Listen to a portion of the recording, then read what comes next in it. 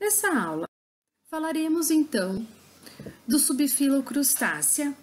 E como eu falei para vocês nas aulas anteriores, mostrei para vocês então características morfológicas e um pouquinho da diversidade dos diversos grupos que compõem o subfilo crustácea. Mostrei para vocês características das classes de entomostracos e nós iniciamos também a ver características da classe Malacostraca. A classe Malacostraca, então, é a maior classe de crustáceos, com 40 mil espécies descritas, sendo subdividida em duas subclasses, a Filocárida e o Zeumalacostraca.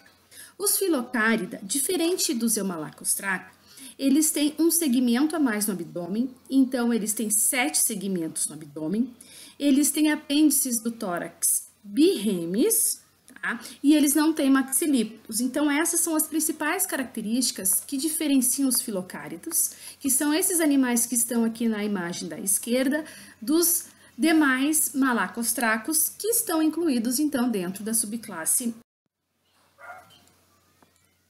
Os malacostracos, então, subdivididos em duas subclasses, os Filocárida e os Eumalacostraca, e os Eumalacostraca, então, subdivididos em 4 superordens. A superordem Hoplocárida, que inclui os crustáceos da ordem Stomatópoda, conhecidos popularmente como tamarutacas, que são os crustáceos que apresentam brânquias nos apêndices abdominais, e as patas deles são raptoriais, formando subquelas.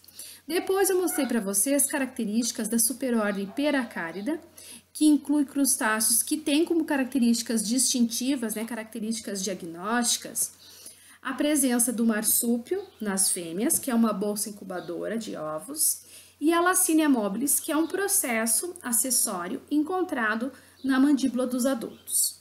A superordem Peracárida, composta por 9 ordens, sendo que as principais são a ordem Anfípoda, que são peracáridos que têm o corpo achatado lateralmente e brânquias no tórax, e os isópodos, que são achatados dorso-ventralmente, e assim como os estomatópodos, as tamarutacas, eles apresentam as estruturas respiratórias no abdômen. E dentro da superordem Peracárida, nós temos a ordem Isópoda, que inclui os tatuzinhos de jardim, que são os crustáceos que obtiveram maior sucesso na conquista do ambiente terrestre. Na aula passada, então, nós finalizamos falando da superordem Eucárida. Mostrei para vocês características da ordem Eufausiácea, que inclui os conhecidos krill, que são um dos principais alimentos das baleias e que tem como característica o fato de apresentarem as brânquias expostas, ou seja, a carapaça não recobre totalmente as laterais do corpo, então por isso as brânquias acabam ficando expostas nos Eufausiácea. Hoje, então, estou trazendo para vocês aqui características da ordem Decápoda. Então, nós estamos subfilo crustácea, classe Malacostraca, subclasse Eumalacostraca, superordem Eucárida, ordem Decápoda. Tá? A ordem Decápoda, então, inclui os crustáceos mais conhecidos, inclui os caranguejos, as lagostas, os lagostins, os camarões, os corruptos, não os de Brasília, tá? São crustáceos que vivem na zona de praia, na região litorânea, cavando tocas. Depois eu vou apresentá-los para vocês.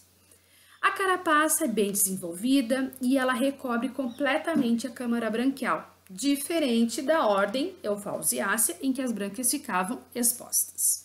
O corpo é dividido em cabeça, tórax e abdômen e inclui, então, 1/4 dos crustáceos, dos malacostracos, ou seja, 1/4 das espécies são decápodos, ou seja, 10 mil espécies.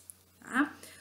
O corpo dos decápodos, então, subdividido num cefalotórax, contendo, então, a cabeça com os seus 5 apêndices, a antênula 1, antena 2, mandíbula, maxila 1, maxila 2. Nos decápodos existem 3 pares de maxilípodos, porque ocorreu a fusão de 3 segmentos do tórax com a cabeça. Então, eles têm 3 pares de maxilípodos, diferente dos eucárida, que não tem. O nome decápoda, né, se deve ao fato de eles apresentarem 10 patas, ou seja, 5 pares de pernas locomotoras, né, e que são 4 pares de periópodos uniremes ou fracamente birremes e um par de periópodos.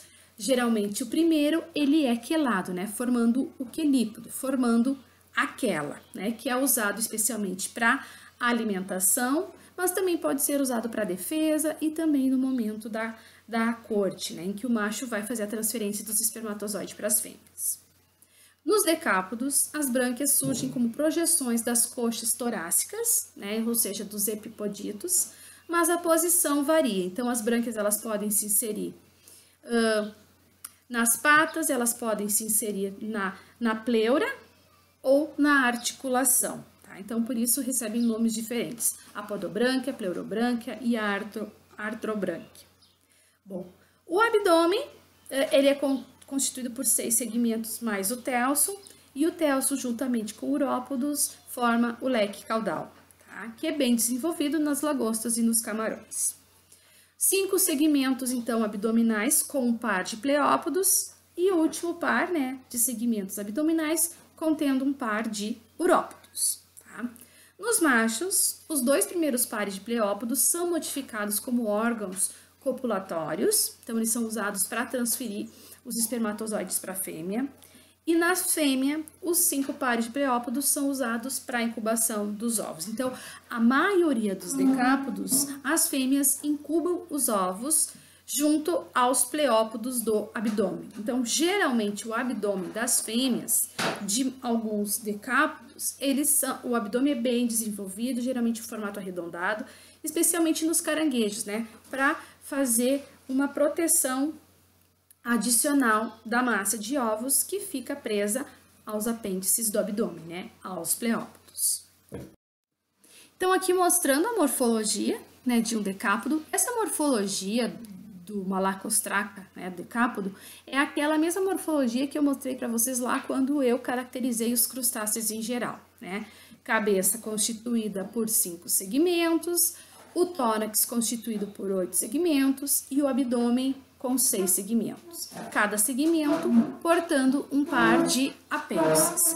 E dependendo da localização desses apêndices, eles vão ter funções específicas, né? Os apêndices da cabeça, geralmente relacionados à detecção do ambiente, né? Ou seja, órgãos sensoriais, ou alguns são usados para manipulação e captura do alimento. Os apêndices do tórax, geralmente usados para locomoção, e os apêndices do abdômen, locomoção e também auxiliar na reprodução. Bom, como eu comentei com vocês, os crustáceos são um grupo bem diverso morfologicamente e com diversos táxons, né? Então, a gente tem diversos grupos taxonômicos dentro dos crustáceos e não seria diferente para os decápodos. Tá? Então, a ordem decápoda, subdividida em 2 subordens. A subordem Dendobranquiata, contendo uma única infraordem, que é a infraordem Peneídea, que inclui, então, os camarões verdadeiros. E depois nós temos a subordem Pleuciemata, que é a que tem a maior diversidade. Portanto, é a que tem o maior número de infraordens. São 7 infraordens, sendo elas Estenopodida, Carídea, Astacídea, Talassinídea, Aquelata ou Palinurídea, Anomura e Braquiura, certo? Nessa aula, então, eu vou mostrar para vocês, então, características específicas de cada uma dessas subordens de decápoda e depois vou mostrar para vocês um pouquinho algumas características de cada uma das infraordens. Bom, iniciar falando então da subordem Dendobranquiata, tá? Esse nome vem do fato deles terem brânquias do tipo Dendobranquia, que é essa brânquia que está representada aqui embaixo, né? É uma brânquia que ela tem um eixo central e depois as lamelas bem ramificadas, né? Formando como se fossem pequenos dedos. Então, é uma brânquia bem recortada, ou seja, com uma maior área de superfície disponível para as trocas gasosas. Então, brânquia do tipo Dendrobrânquia, ela é encontrada somente nos decápodos da subordem Dendrobranquiata, que inclui os camarões verdadeiros, que fazem parte, então, das famílias Peneide e Sergestide. Esses camarões dendrobranquiados, eles têm 3 pares de quelípodos, de tamanhos semelhantes e não são muito desenvolvidos. Então, os 3 primeiros pares de pereópodos, eles têm quela, têm pinça, e geralmente são pinças pequenas, não tem nenhum quelípodo maior do que os demais. Então, são 3 pares de quelípodos. O abdômen é bem desenvolvido e com preópodos grandes e franjados, bem, né? E os preópodos também bem desenvolvidos e adaptados para a natação, né? Porque boa parte, né, dos camarões, eles são planctônicos ou são nectônicos, então eles utilizam esses apêndices para nadar. Os urópodos, juntamente com o telson, formam o leque caudal que auxiliam também na natação desses camarões dendrobranquiados.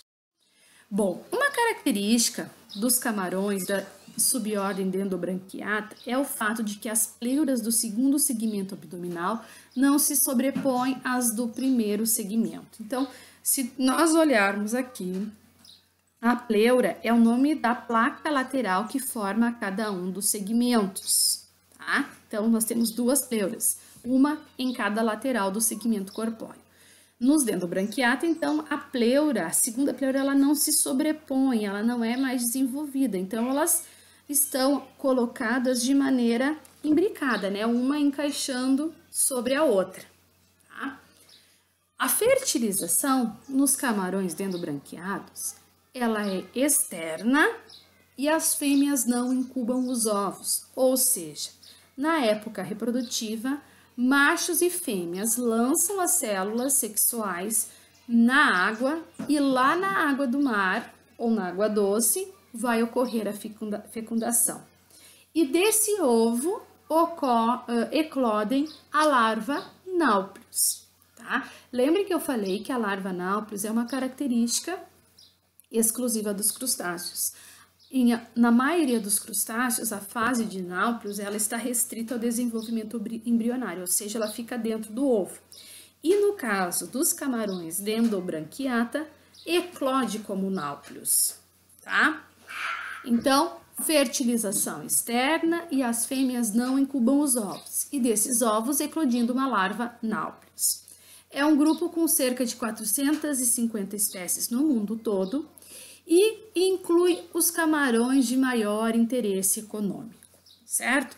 Então, boa parte desses camarões que vocês encontram nos mercados, nos restaurantes, para serem vendidos, né, para serem consumidos, são camarões da subordem Dendrobranquiata. Como que eu sei que ele é um Dendrobranquiata?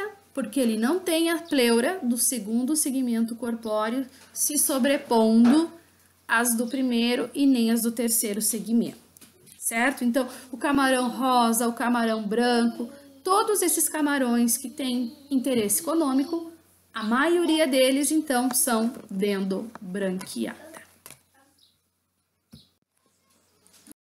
Bom, agora eu vou falar para vocês da subordem Pleociemata, tá? Os Pleociemata são os decápodos que as fêmeas incubam os ovos no pleo, né? Então, Pleociemata quer dizer animais que incubam os ovos no pleo, que incubam os ovos nos apêndices do abdômen. São decápodos que apresentam brânquias do tipo Filobrânquia, que é característico de camarões carídeos e caranguejos. Então, nos Pleociemata nós temos também uma infraordem de camarões. E eu vou mostrar qual é a diferença desses camarões carídeos para os camarões verdadeiros, né? Para os camarões da subordem Dendrobranquiata. Então, camarão e caranguejo, Filobranquia. E lagostas e lagostins já tem brânquias do tipo Tricobranquia, tá?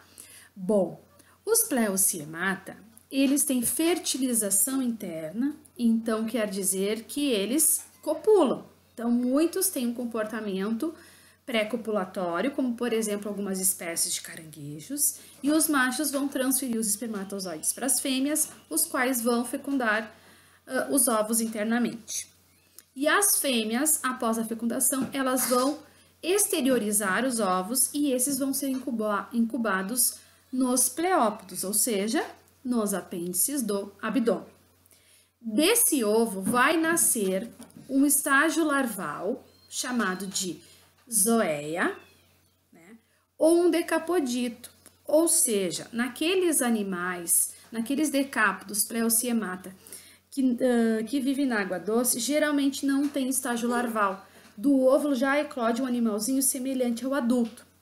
Por que não tem larva? Porque geralmente as larvas são planctônicas. Como nos rios existe a correnteza, se existisse larva, essa larva seria facilmente levada pelas correntezas. E muitas vezes, no momento da reprodução, as fêmeas elas escolhem locais apropriados para depositar, né, os seus filhotes e para garantir a sobrevivência deles em locais que tenham, às vezes, um bom aporte de alimento e que eles estão livres, muitas vezes, da predação, certo? Então, alguns decápodos da subordem Pleusiemata vão ter desenvolvimento indireto, eclodindo uma larva chamada de zoeia, que é esse monstrinho que está sendo mostrado aqui nessa parte superior do meu slide, ou eles vão eclodir como um decapodito, ou seja, um animalzinho semelhante ao adulto.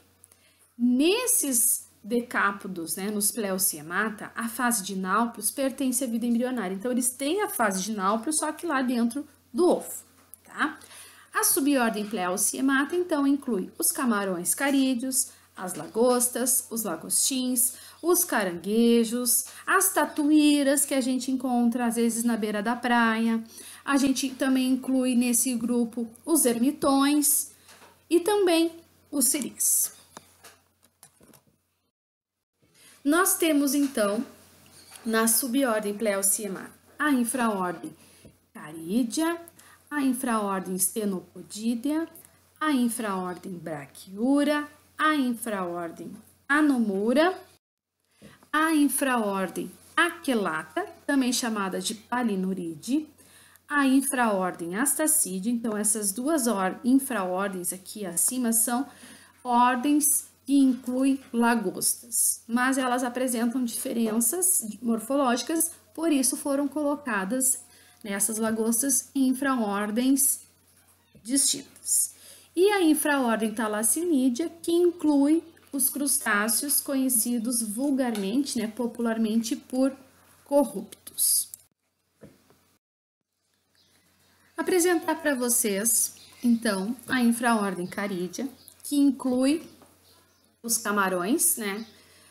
Só que são camarões em que as fêmeas incubam os ovos e que apresentam algumas diferenças em relação aos camarões da subordem Dendrobranquiata, que inclui também os camarões que a maioria dos cientistas consideram, né, os camarões verdadeiros.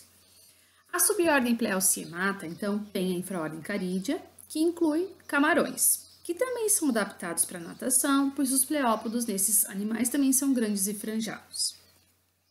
Os camarões carídeos, eles têm um ou dois pares de periópodos quelados, então o primeiro e o segundo par de periópodos quelados, e a segunda pleura abdominal, ela é mais expandida e recobre a primeira e a terceira pleuras.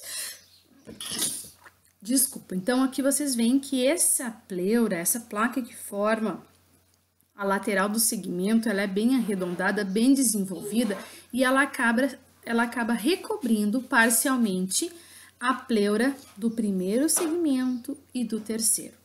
E isso não ocorre lá nos camarões da subordem Dendrobranquiata.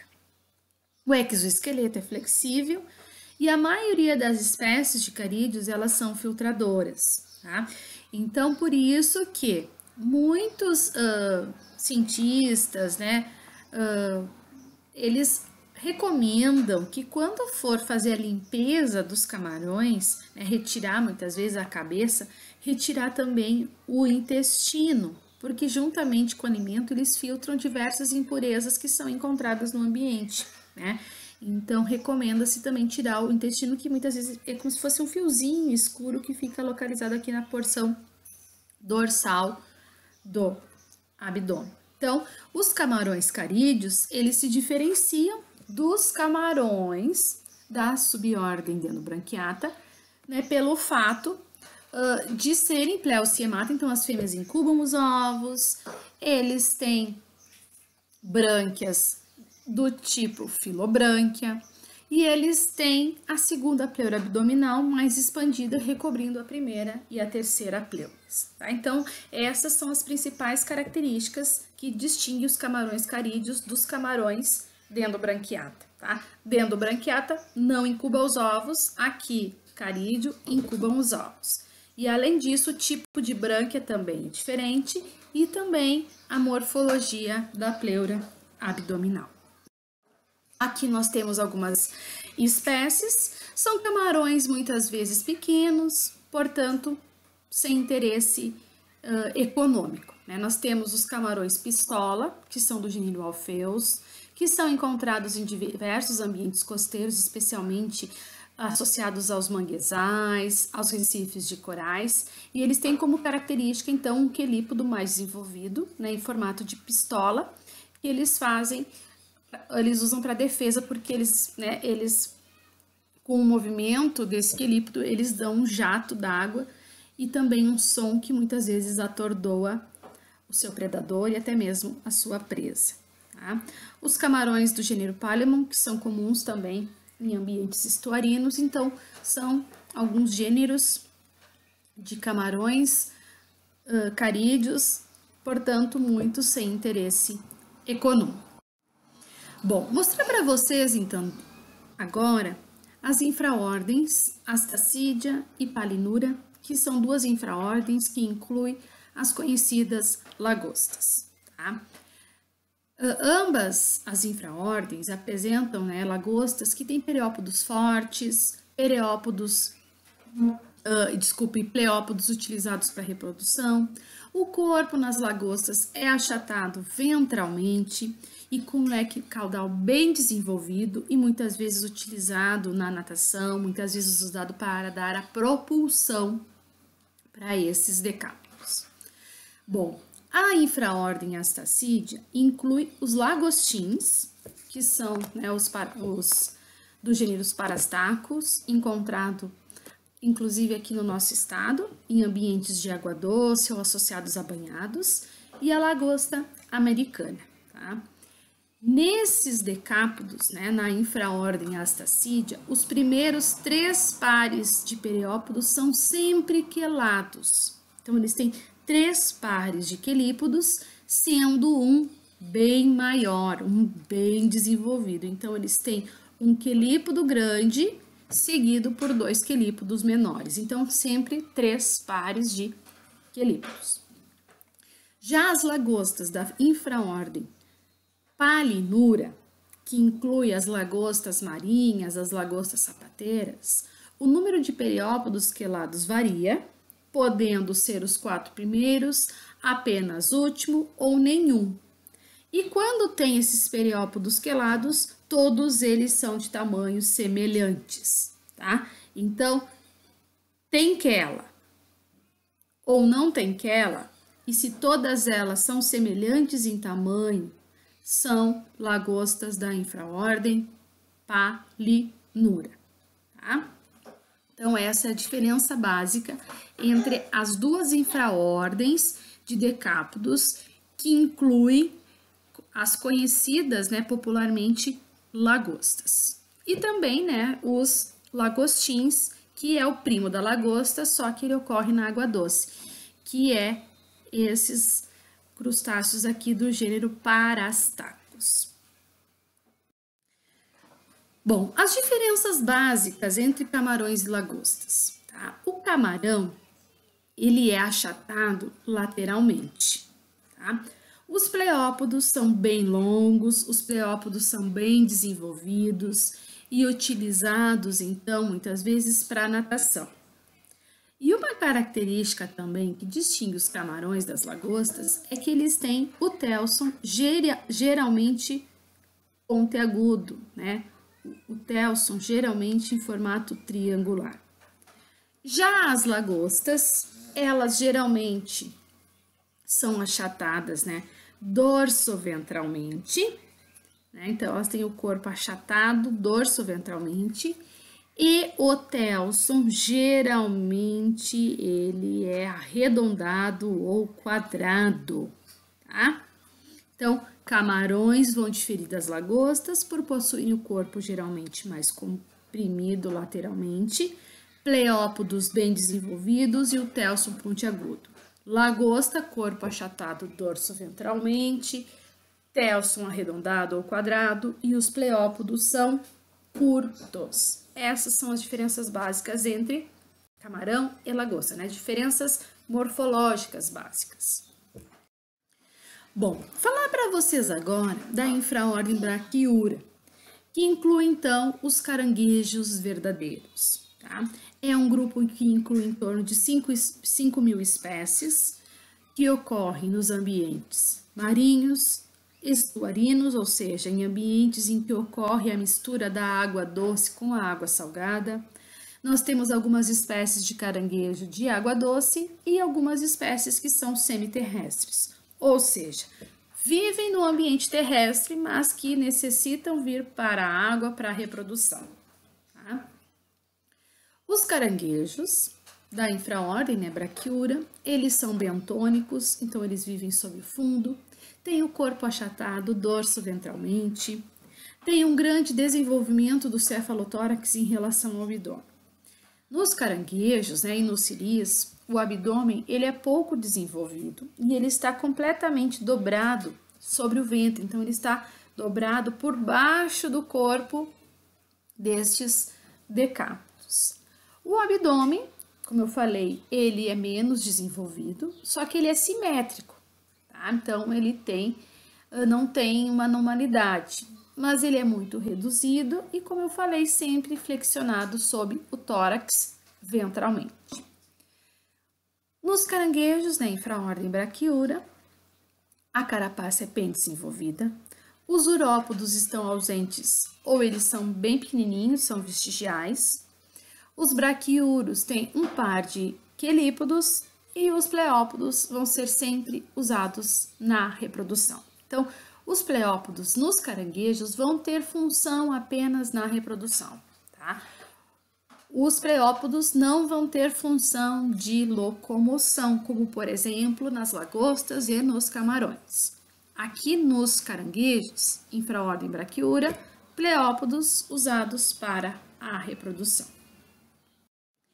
Nós temos então aqui mostrando que a infraordem, então, ela tem uma carapaça bem desenvolvida, a gente não consegue observar o abdômen quando nós olhamos um caranguejo, né, e um siri de vista dorsal, então olhando eles de cima a gente não consegue observar o abdômen, o qual fica completamente dobrado sob o tórax ventralmente.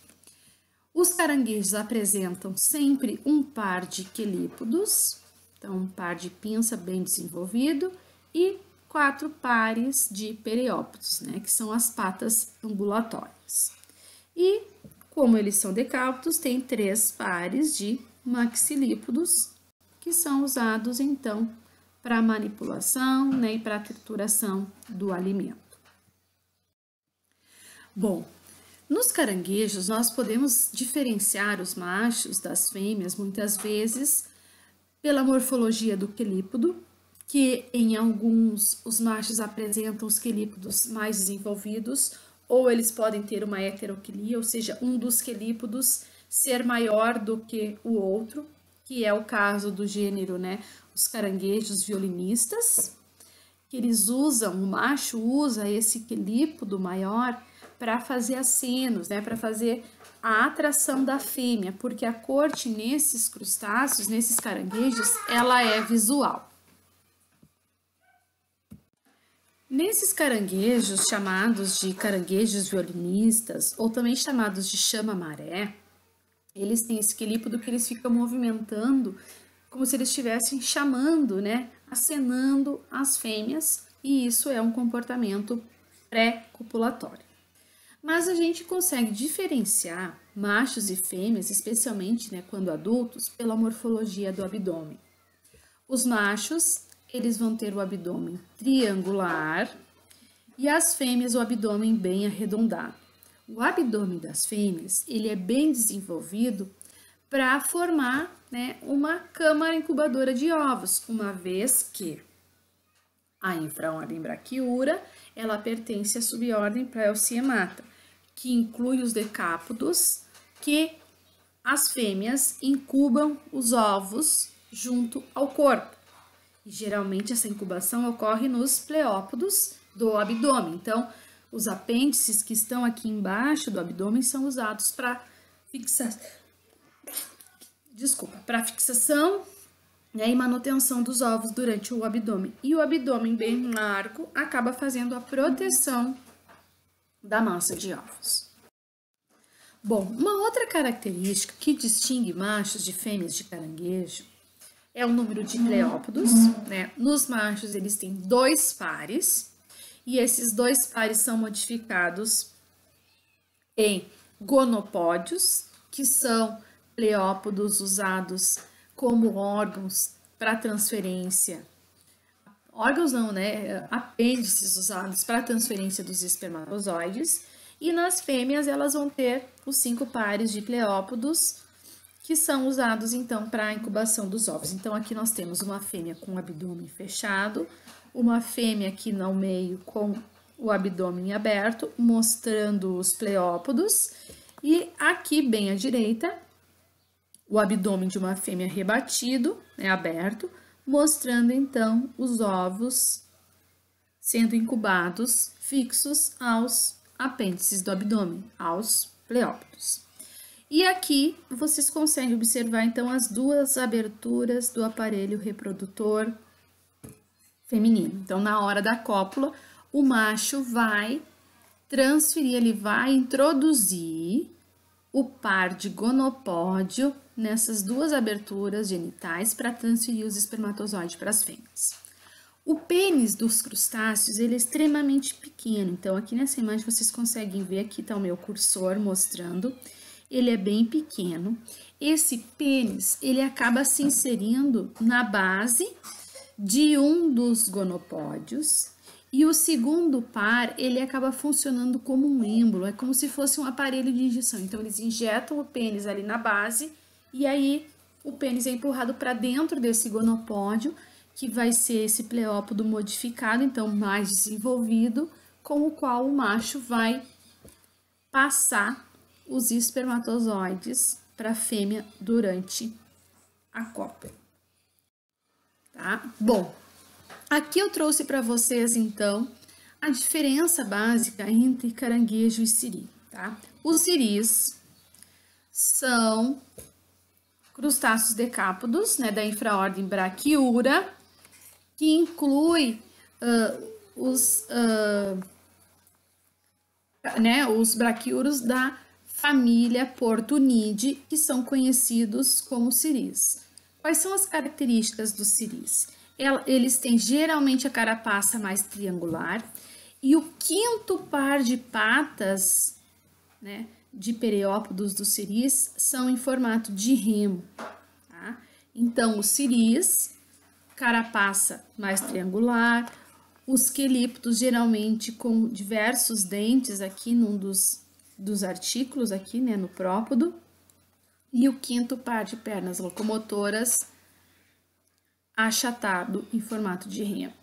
Já os caranguejos têm diversos formatos de carapaça, podem ser mais arredondado, mais triangular, mais quadrado, e o 5º par de patas sempre vai ser um formato normal, tá? Ele não vai ser achatado. Aqui, então, mostrando algumas espécies características aqui do nosso país, algumas espécies que ocorrem especialmente, né, nos manguezais, nos estuários. O caranguejo, né, o siri azul, Carenetes dani, Eurite limoso, a Uca cumulanta, o Cardissoma guanhume. Esse Cardissoma guanhume é o guaiamum, que é uma espécie de caranguejo de manguezal que foi muito utilizado como fonte de alimento e que nos dias atuais as populações dele está cada vez mais reduzidas e ele já está na lista, né, de espécies vulneráveis à extinção, tá? É uma espécie que já vive quase na transição ali das áreas de manguezal com o ambiente terrestre. Então é uma espécie de caranguejo que vive em ambientes bem mais secos, mas sempre associados aos manguezais, né, que são os ecossistemas estuarinos, né, que se formam do encontro da água do mar, da água doce com a água do mar, tornando aquela região ali com uma água mais salobra. Aqui mostrando o comportamento de cópula de um siri, então os siris, eles muitas vezes, eles conseguem detectar que a fêmea está prestes a sofrer a muda, então ele vai entrar num comportamento pré-copulatório, ele vai ajudar a fêmea a sofrer a muda, e ele vai ficar segurando a fêmea com os seus quelípodos, então aqui o macho em cima e a fêmea embaixo. Depois, na hora, eles conseguem ajudar ela a sofrer a muda, aí ele vira ela, né, com o ventre, então eles ficam ventre com ventre, aqui mostrando os abdômenes abertos, para o macho passar os espermatozoides através dos seus gonopódios para os poros genitais da fêmea. A fêmea vai incubar os ovos nos pleópodos e dos ovos vão eclodir uma larva chamada zoeia. O número de fases larvais nos crustáceos decápodos, né, especialmente nos braquiura, né, vai variar. Então, eles podem ter 1, 2, 3, 4, 5, 6 zoeia, todas elas intercaladas por uma muda. Então, zoeia 1 sofre muda, vai para zoeia 2. E depois vem o estágio de megalopa, que é o estágio em que eles deixam de ser planctônicos, ou seja, eles deixam de viver no ambiente, na coluna d'água, né, no plâncton, e eles vêm para o bentos. Então, eles assumem o hábito bentônico, e aí sofrem a muda para o estágio juvenil, e aí vão crescendo e se tornando caranguejos ou siris adultos. Tá? Esse seria o comportamento de cópula do siri azul. Bom, nós temos também a infraordem Anomura. Anomura quer dizer cauda irregular. É um grupo de crustáceos decápodos que inclui os ermitões, que são aqueles decápodos que vivem associados a conchas de moluscos, especialmente gastrópodos. Nós temos os porcelanídeos, que são chamados de camarões porcelana, caranguejo porcelana. Os eglídeos, que são os caranguejos, né, os falsos caranguejos de água doce, que nós encontramos aqui no nosso estado. E as tatuíras, que são aqueles crustáceozinhos que a gente encontra muitas vezes, né, se enterrando na faixa litorânea. Então, quem tem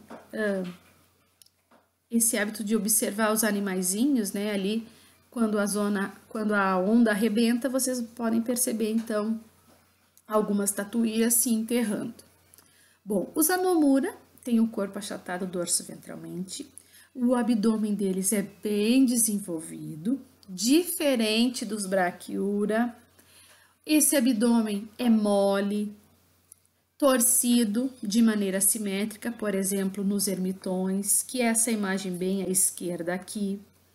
Ele pode ser simétrico, né, como nos porcelanídeos, nos eglídeos e nas tatuíras, mas nos Anomura, o abdômen não está completamente dobrado sobre o ventre. Tá? É uma característica que os diferencia para os crustáceos decápodos da infraordem Braquiura. Tá? Nos Anomura, o abdômen anômalo, né, assimétrico, né, ou não completamente dobrado sobre o ventre, que é o que a gente consegue observar nessa imagem aqui da tatuíra. Nós temos o cefalotórax e parte do abdômen, então, ficando exposto aqui numa vista dorsal. E a outra parte do abdômen dobrado sobre o ventre. A mesma coisa acontece nos falsos caranguejos e também nas égluas. Os anomuros, assim como os braquiuros, eles têm um par de periópodo esquelado. E nesses decápodos, né, nos anomura, o quinto par de periópodos ele é reduzido e utilizado para a limpeza das brânquias. Então, quando a gente observa um anomura de vista dorsal, nós às vezes não conseguimos observar o quinto par de periópodos, porque ele é muito pequeno e muitas vezes ele fica guardado dentro da carapaça e ele é utilizado para limpeza das brânquias, tá? E devido ao fato dos anomura, alguns deles terem a cauda, né, irregular, serem torcidos, viverem dentro de conchas de moluscos, como por exemplo os ermitões, os pleópodos podem estar reduzidos ou até mesmo ausentes, certo? Aqui então nós temos algumas espécies, né, alguns gêneros de braquiuros, de anomuros, né? Então, ordem Decápoda, infraordem Anomura, né? Anomura, abdômen, né? Cauda irregular. Nós temos o ermitão, que vive dentro de conchas de moluscos gastrópodos. Aqui nós temos a égla, que é o único anomura de água doce que nós encontramos aqui nas Américas, inclusive aqui no Brasil. E aqui nós conseguimos observar, então, o abdômen dela parcialmente dobrado sobre o ventre, né? Parte do abdômen nós conseguimos visualizar, né, de cima, e a outra parte do abdômen dobrado, e inclusive aqui nós podemos visualizar os ovos sendo incubados nos pleópodos do abdômen. Aqui nós temos o caranguejo porcelana e aqui a famosa tatuíra, que é um anomura marinho, né, que vive, né, na zona litorânea, muito comum aqui do nosso litoral. Bom, as diferenças básicas, então, entre os caranguejos braquiuros e os anomuros, né? Os anomuros têm a cauda irregular, ou seja, o abdômen não dobrado completamente sobre o ventre, e o quinto par de periópodos é reduzido, tá? Então, aqui na água doce, no nosso estado, a gente encontra especialmente o gênero égla. Não é um caranguejo, não é um braquiuro, e sim um anomuro, tá? Porque o abdômen não está completamente dobrado sobre o ventre e o quinto par, né, de periópodos, ele fica escondidinho aqui sobre a carapaça, o quinto par de periópodo reduzido, tá? No caso dos braquiura, então, o abdômen é reduzido e completamente, né, oculto sob o tórax, tá? Nessa espécie aqui tem um outro representante de anomura terrestre, que é o famoso birgus, né? Que eles chamam de caranguejo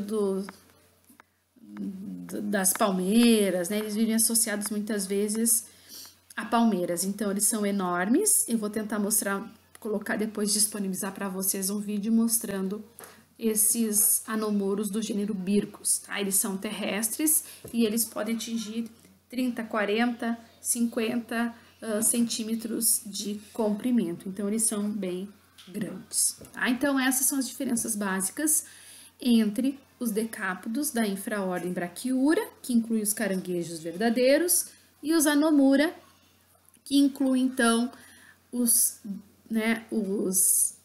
decápodos Pleusiemata, que tem o abdômen anômalo, torcido ou não completamente dobrado sobre o ventre e que apresenta o quinto par de periópodos reduzido. E para finalizar, a ordem Decápoda, falar um pouquinho dos corrúptos, que apresentam o primeiro e o segundo par de periópodos quelados, subquelados ou simples. O primeiro par de periópodos sempre é maior, mais forte, que o segundo e o quinto par reduzido, tá? O corpo é alongado e estreito, o cefalotórax é curto, geralmente o abdômen é bem desenvolvido, tá? E nos corruptos, a carapaça quase sempre cilíndrica. Então, eles têm, né, o formato lembra muito de um camarão. Tá? Então, eles têm primeiro e segundo par de periópodos quelados, subquelados ou às vezes simples. E um par dos periópodos geralmente é maior e mais forte. Tá? E o quinto par geralmente é pequeno. Esses corruptos, eles são encontrados geralmente formando colônias na região do Entre Marés, né, na região litorânea de praias, geralmente vivendo em galerias escavadas na areia ou no lodo, e muitas vezes podem estar associados também a recifes. Eles geralmente são filtradores, se alimentam de matéria orgânica em suspensão, e muitos desses crustáceos corruptos, eles são utilizados como iscas ao longo das praias oceânicas do nosso litoral. Então, às vezes, quando vocês forem para a praia e observarem, às vezes, né, alguns pescadores retirando com um cano de PVC, né, eles estão, às vezes, sugando alguns animais da areia. Alguns desses animais são os corruptos, que podem ser usados, então, como iscas, né, para pescarem, geralmente, peixes. Então, aqui mostrando, né, um Caliquirus major, e aqui uma espécie que foi mantida em laboratório dentro de um aquário para mostrar, então, né, a escavação das suas galerias. E aqui nós podemos observar que é uma fêmea que está incubando os ovos. Então, essa massa laranja aqui, onde está o meu cursor, é a massa de ovos. Bom, então, para finalizar, a ordem Decápoda, subdividida em duas subordens, a subordem Dendrobranquiata, que inclui, então, os camarões verdadeiros, que são aqueles que não incubam os ovos e que a fecundação é externa e do ovo eclode uma larva náuplius. São decápodos, então, que têm brânquias do tipo Dendrobrânquia. Já os Pleociemata inclui aqueles decápodos em que as fêmeas incubam os ovos. A fecundação geralmente é interna, em alguns podem ser externa, eu não comentei isso. São decápodos que têm brânquias ou do tipo Filobrânquia ou Tricobrânquia. E uma característica dos Pleociemata, né, como eu já comentei, eles incubam os ovos, né, as fêmeas, e do ovo eclode um estágio larval mais avançado, que é uma fase chamada de zoeia, e naquelas espécies de Pleociemata de água doce, eles vão eclodir num decapodito, ou seja, um animalzinho semelhante ao adulto, certo? Então, essas foram as nossas aulas do subfilo crustácea. Eu compreendo, né, que é um grupo bem difícil, porque ele tem uma diversidade morfológica, é um grupo bem dividido em grupos taxonômicos, então a taxonomia de crustácea é difícil, inclusive eu que sou carcinóloga, eu que sou especialista em crustáceo, não consegui até os dias de hoje, né, memorizar essa classificação taxonômica, mas não se preocupem porque nas nossas atividades avaliativas, né, eu vou sempre comentar a que grupo taxonômico eu estou me referindo.